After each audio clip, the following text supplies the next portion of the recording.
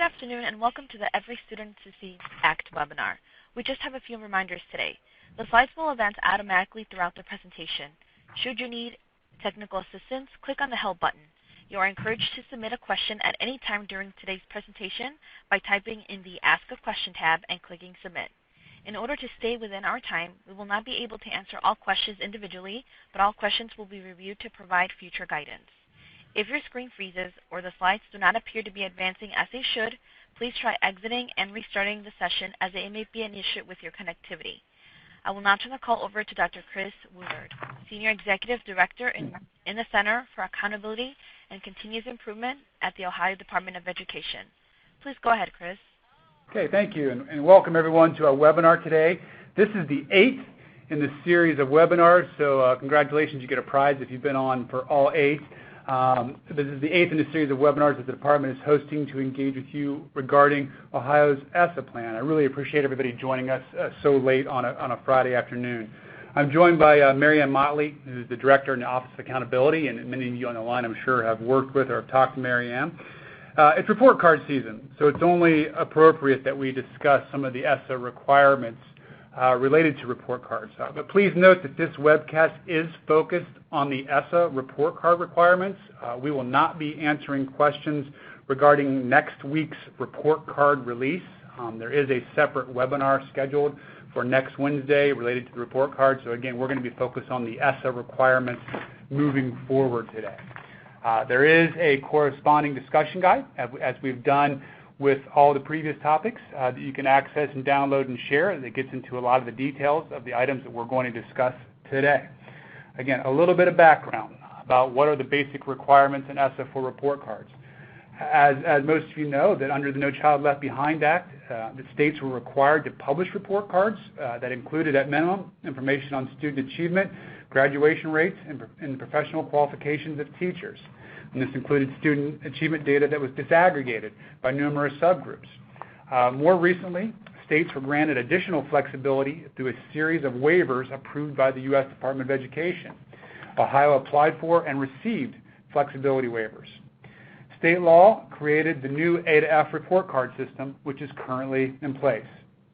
As we've talked about in previous webinars, if you've joined us for a lot of this series, that much of the basic foundation remains in place through ESSA, and that is that states are required to have challenging academic content standards, state tests that are aligned and measure students' progress on those standards, that there must be an accountability system in place that evaluates schools and districts on those assessments and other measures, and then a school improvement system that's designed to provide resources and support to those who are struggling on those measures, as well as with particular subgroups.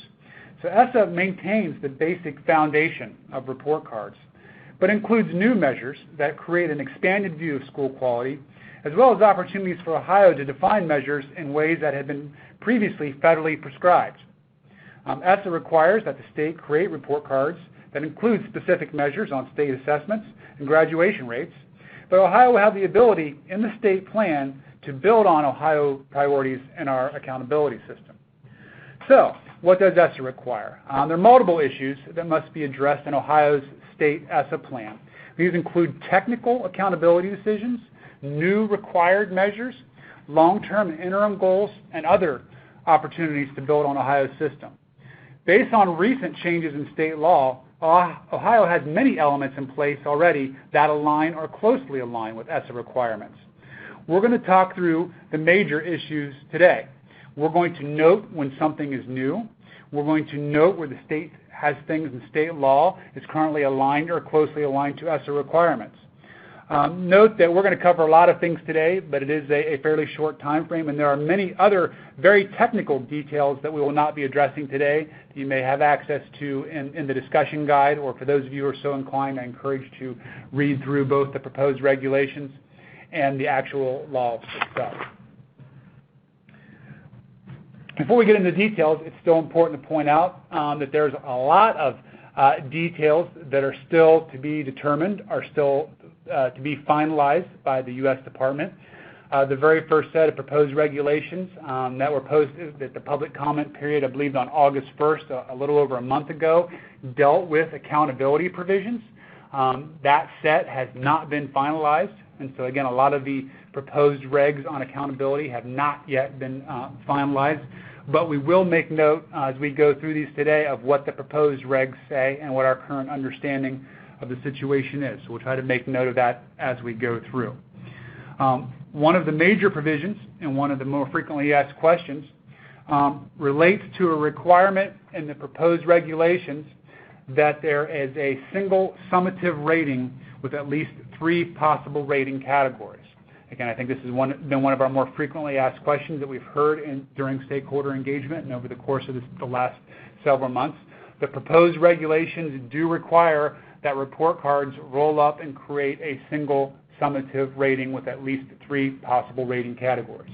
Again, those regulations are not finalized yet, but that is based on the proposed regulations that were published earlier this summer. And when reading through those proposed regs, and I encourage folks who are interested to do so, the U.S. Department of Education discussed the rationale for such a requirement, specifically focusing in on the need for an easy-to-understand summary for parents and communities, an easy-to-understand way to summarize the numerous metrics that are on accountability structures. Ohio's current report card system is scheduled to publish an overall A to F letter grade for districts and schools starting with the 2017-18 report card that will be released in September of 2018. So again, the proposed regs do appear to require a single summative rating with at least 3 possible rating categories. Current state law does have a requirement in place that we provide an overall A to F letter grade starting with the 17-18 report card. I'm going to turn it over to Mary Ann, who's going to go through some of the particular measures. Good afternoon. ESSA continues to focus on student achievement based on student performance on state tests. It requires an indicator of academic achievement that measures proficiency on the statewide assessments in reading, English language arts, and mathematics. As you know, Ohio's report card currently includes 2 achievement measures, the performance index and the indicators met. Starting with the report card that will be released next week, these 2 measures will roll up into 1 achievement component grade. The performance index measures the achievement level of every student, not just whether the student reaches proficient, but rather they receive points for every student's level of achievement. The higher the level, the more points that are earned toward that performance index. This rewards schools and districts that improve the performance of the highest and the lowest performing students. The indicators met measure represents whether student performance on state tests met established thresholds. For the 2016 report card, there are 32 possible indicators for schools and districts. Again, starting with the 2016 report card, Ohio will combine those 2 achievement measures into 1 component grade. Related to the achievement measure is the issue of participation. ESSA requires states to address participation in the state assessment system within the accountability system. The law requires that state plans include an annual measurement of achievement, just as we discussed, and the participation must not be less than 95% of all students or less than 95% of all students in each subgroup. Additionally, the proposed regulations specify that the 95% is calculated using all students. Now, this could impact the indicators met measure, which currently is based only on tested students, because there could be situations where less than 95% of the students were tested and included in that calculation. Currently, the performance index does factor in participation, and it is calculated using all students and all required tests. The proposed regulations do not prescribe how these rates must be factored into the accountability system, but they do require states to take robust action for schools that do not meet that 95% participation rate. States may choose among other options or among options or propose their own equally rigorous strategy for addressing low participation rates. A second required measure is growth or progress measured based on state assessments. ESSA requires that the data for this measure be disaggregated and reported for all of the federal subgroups. As you know, Ohio currently measures the progress of students with an overall value-added grade, as well as progress for 3 specific subgroups of students. Those include students with disabilities, students in the lowest 20% of achievement statewide, and gifted students. Additionally, ESSA requires this measure to be disaggregated and reported for all of the federal subgroups. The graduation rate requirement in previous versions of the federal law continues in ESSA. The proposed regulations specify that for all high schools in the state, there is an indicator that measures the 4-year adjusted cohort graduation rate, and that at the state's discretion, the extended year adjusted cohort graduation rate may be added. In other words, the 4-year cohort is required, but they're also providing flexibility that states may use to extend their rates, for example, to a 5-year, 6-year, or even a 7-year graduation rate, if our data provides a rationale for including such a rate, and if the targets are increased in extended years. Now, I want to talk a little bit more about that. Ohio currently reports a 4-year and a 5-year graduation rate on the report card, and for the first time this year, we'll combine those 2 rates into a component letter grade for graduation. The proposed regulations specify that states must report graduation rates in the current year. Now, this would be a change for Ohio, which currently lags the graduation rate by 1 year to allow for the inclusion of summer graduates within their appropriate cohort. We're waiting on further and finalized regulations to determine whether or not we will have to change our graduation rate and when we calculate those graduation rates. So this is something very important that we do want to talk through with members of the field, because it would be a very significant change from what we do now. Again, today we're allowed to grant summer graduates in the cohort as if they graduated on time in May or June. And so this would be a very significant change if we are required to move to a current year rate. So we've got a poll question we're going to put, because one of the decisions where we're seeking your input is about whether Ohio should seek to include additional graduation rates beyond the 4- and 5-year rate in our accountability system. As I mentioned earlier, Ohio can request additional rates to be used, but for each additional year added, the targets needed to earn a particular letter grade would need to be higher than what we use for the 5-year rate. Let me talk a little bit about what we currently have. Currently, a school or district needs to graduate at least 95% of the students in the cohort to earn an A for the 5-year rate, 90% for a B on the 5-year rate, 85% for a C, and 80% for a D. So those are pretty significant and pretty substantial graduation rate targets. We'd like you to vote now. First of all, should Ohio include a proposal to include additional rates, knowing that we would need to go higher than 95% for an A on a 6-year rate, and even higher than that for a 7-year rate? And your choices are either to keep just a 4- and 5-year rate, to request a new 6-year rate, or to request both a 6- and a 7-year rate. So go ahead and vote now. We'll take about 10 seconds here so you can go ahead and cast your votes. Take just a couple more seconds while you can think it over. Okay, great, thank you. All right, so overwhelmingly, the vote was about over three-quarters of the people said that we should just stick with our current 4- and 5-year rate, with a few people voting yes on a 6 and 7, and coming in third was just the 6-year rate. So now let's talk a little bit about subgroup size. ESSA continues to emphasize the needs of all students by focusing on the performance of subgroups. Subgroup measures were prescribed in No Child Left Behind with the requirement for AYP. The ESSA waiver process provided some limited flexibility with AMOs. Now, Ohio has the opportunity to review and revise its gap closing measure. The report card still must account for subgroup performance in math, English language arts, and graduation, so that hasn't changed. Ohio is currently utilizing the AMOs as the gap closing measure, but we can review, revise, or possibly even replace that measure with something different. N size, which is the minimum number of students needed for a particular subgroup to be evaluated, is a crucial component of this measure. Some of you may have logged in and may remember a separate webcast and discussion guide that's available that provides additional details into the N size requirements. And you can go back onto ODE's webpage and view that and take a look at the discussion guide. We'll also talk a little bit about English learners. While English learners have been an emphasis in previous federal education laws, ESSA places an increased priority on meeting the needs of these students.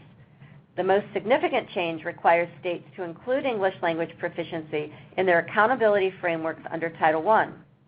Previously, accountability for growth in language proficiency was limited to Title III, which provides resources for English learner programs.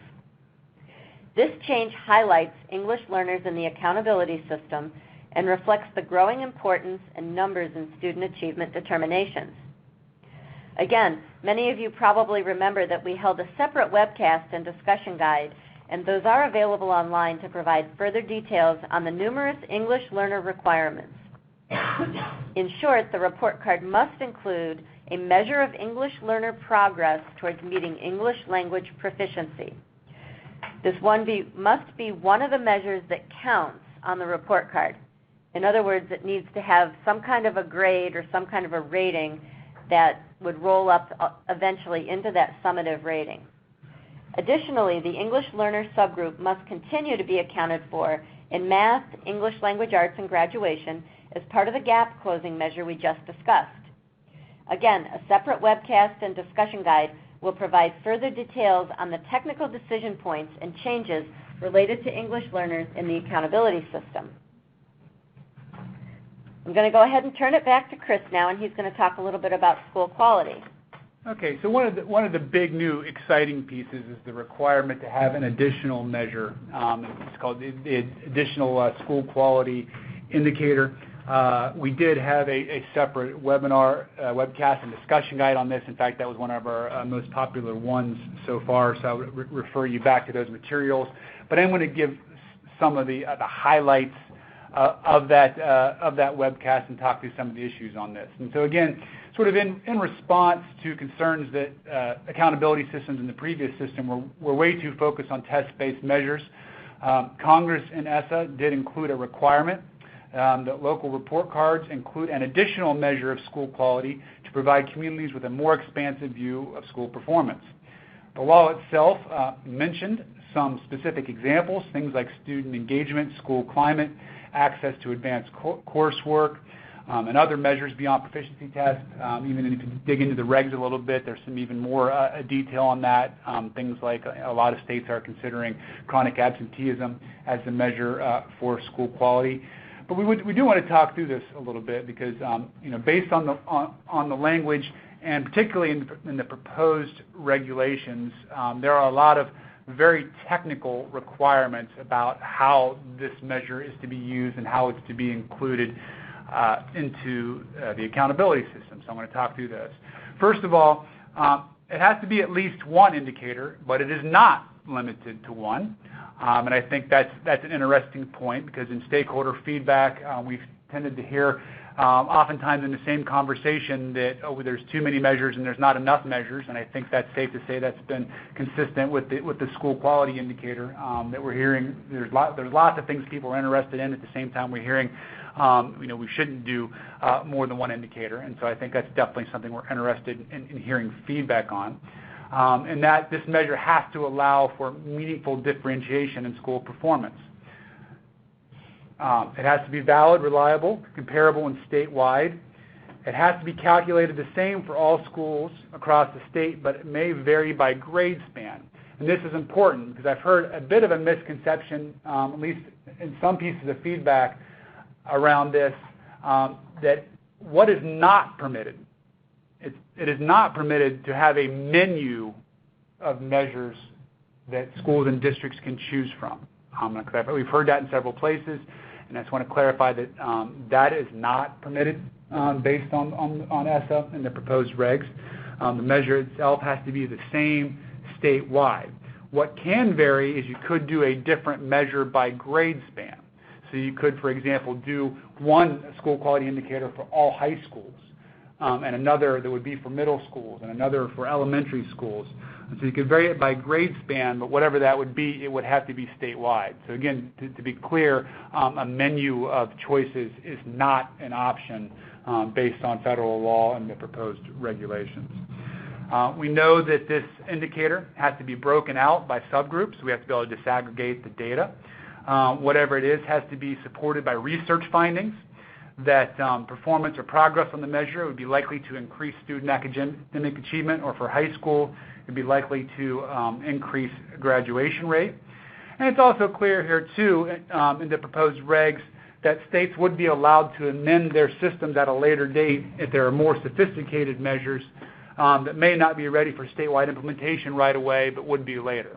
So again, there's going to have to be something initially in 17-18, but if there's other more sophisticated tools or sophisticated instruments that aren't ready, we would always have the ability to go back and amend our state plan at a later date. So as we've been talking through this, and again, we're getting lots of feedback on this particular issue, but again, just some issues to consider. Is that one, whatever it is, it has to have an evidence base that's connected to achievement and or graduation. That it must be incorporated in the report card. So this is something that will count towards a report card outcome. As I mentioned earlier, the proposed regulations will require a single summative rating. And so this measure will count towards that rating. I think knowing sort of what the context of the measure is and knowing that it counts toward that rating is an important piece. At the same time, I think it's fair to say that the proposed regs add quite a few limitations about how much it could count. Since it will contribute to the report card and the ratings, there are significant considerations regarding data collection, reporting, and quality. Some measures, such as surveys, for example, may require a data collection burden on schools. New elements could require additional EMIS reporting. Again, as I said earlier, while different measures can be used for different grade spans, it must be statewide and broken out by subgroup, and it's not a district-level decision. It must be at least one measure, but it could be more.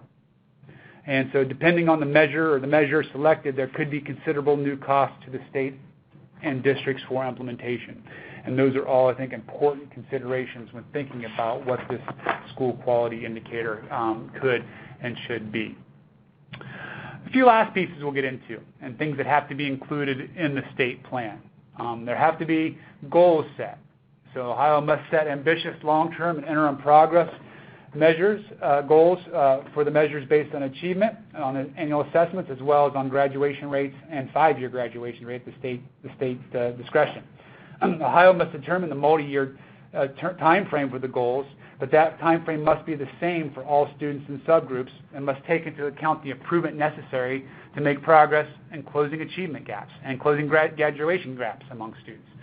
So we have to determine long-term and interim progress measures. A few other additional provisions, and again, if you read through it, there are more technical pieces in there, but to keep it at a very high level today. There are additional subgroups that were added and discussed in the proposed regulations. And so these are new subgroups that will be reporting out data. These will not be evaluated for accountability purposes, but we have to be able to report these and then also be able to cross-tabulate this data. That includes homeless students, migrant students, foster students, and kind of a big piece from a new identifier that will need to be collected is students from military families.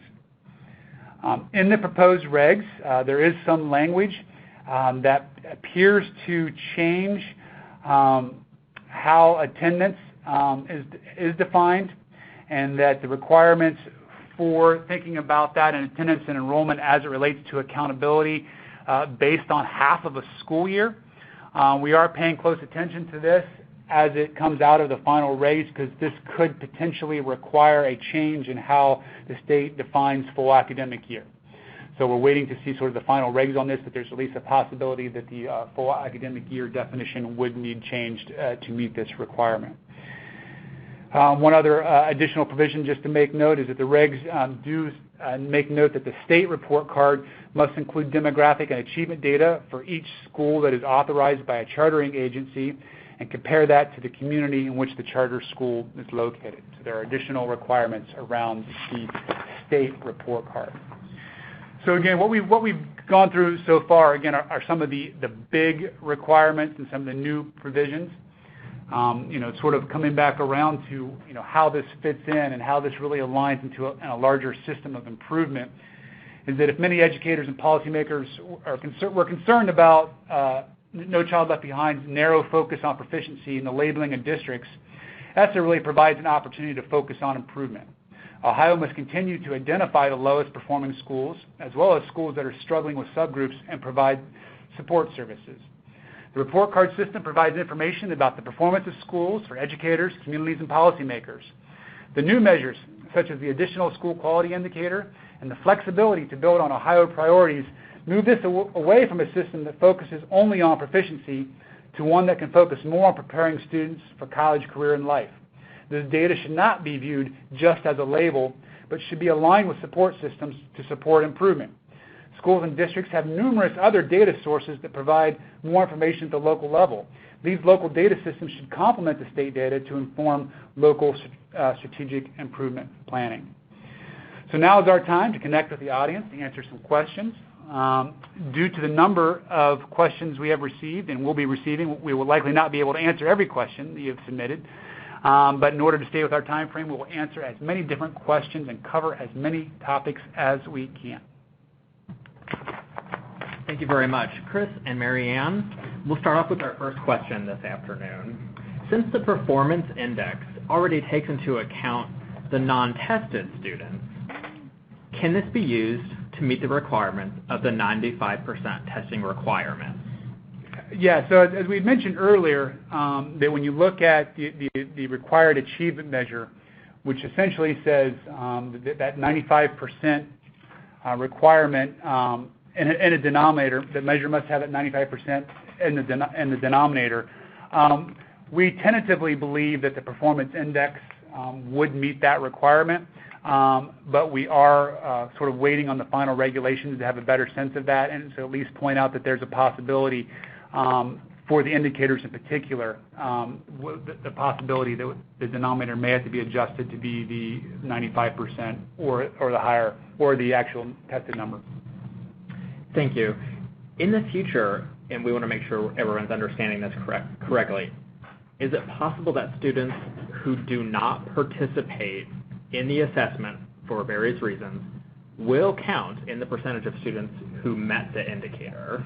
Yeah, and I think this is a follow-up to that PI question. Right now, the performance index does factor in all students, including the untested students, and we believe that this would meet that 95% requirement. But again, waiting for sort of final regulations, and I think there's at least a possibility that the indicators might need to be adjusted to meet that requirement. Great, and it looks like we have time for just a couple more questions. Could you explain, what does the adjusted graduation rate mean? Sure. Under No Child Left Behind, and again under ESSA, we are required to calculate a graduation rate that only allows a student to go into the numerator if they earn a regular or honors diploma within the allotted number of years based on the rate. So for example, for a 4-year graduation rate, a student has 4 years to earn a regular or honors diploma, or else they are not in the numerator when we calculate that. For a 5-year rate, it would be within 5 years of starting high school, and so on. And this is codified in the ESSA law, so I know one of the big questions that's always asked by school districts is around students with special needs whose IEP allows them to stay longer than their 4th year of high school. And at this point, ESSA does require us to continue to calculate that 4-year rate based on students who earn that diploma. So students who stay for whatever reason, whether it's an IEP or a health issue or something else that makes them lag behind that 4th year, they would not be included if they don't earn that diploma by the end of the summer of the 4th year, and then possibly by the end of the 4th year if we have to actually go to, as I mentioned earlier, calculating a current year graduation rate. Mary Ann, thank you very much. We have a question regarding what guidance ESSA offers in terms of what is included in the report card, and the example given is letter grades. Yeah, so I think the question here, if I see it, is are letter grades required by ESSA? What ESSA requires is, again, a single summative rating that differentiates among at least 3 categories. The proposed regulations actually mention a couple different examples, including A to F letter grades. So it's not required to have an A to F letter grade. It is required to have a single rating that differentiates among 3 categories. Our current state law does have A to F letter grades, and we believe that current state system does meet that requirement. Thanks very much. And Chris and Marianne, this will be our last question this afternoon before we move on to closing comments. Does ESSA offer any guidance in terms of changing the testing schedule to match that of federal minimum for each grade level band? A question about testing, and I would encourage you also to check out one of our other webcasts that talks about some of the testing flexibilities. ESSA does include several opportunities to think about testing in a more innovative way, including some various flexibilities around adaptive testing. We did one webinar on the ability for high schools to potentially use nationally recognized assessments. Again, it's important to point out that ESSA did maintain the basic testing foundation, and I think that if you were sort of following not just in Ohio but nationally the dialogue over the past couple years around testing, that in bipartisan fashion ESSA did maintain the annual testing requirements around math, English, arts in grades 3 through 8 and once in high school, as well as science in each of the grade bands. Great. Chris and Marianne, thank you so much for your time this afternoon. Do you have any closing comments before we end today's session? Just thank you. It's late on Friday, and I hope everybody has a wonderful weekend. Please, by all means, if you have additional feedback, we went through a lot of information today, and a lot of pieces, things like on the additional indicator of school quality, the English learner measure. You've got ways to provide feedback, and I believe you've got a slide on that, including the email portal. So please continue to provide us your feedback. The regional meetings are ongoing. I believe the survey is still out. We want to hear your feedback. Chris and Marianne, thanks again for your time this afternoon. Thanks to all of you for joining us. We encourage your continued participation, as Chris indicated, both at our upcoming webinars and our regional meetings. The full schedule for all of those can be found at education.ohio.gov/ESSA. Thanks again. This concludes our webinar. Thank you, ladies and gentlemen. This concludes today's webcast. Speakers, please stand by for your post-conference.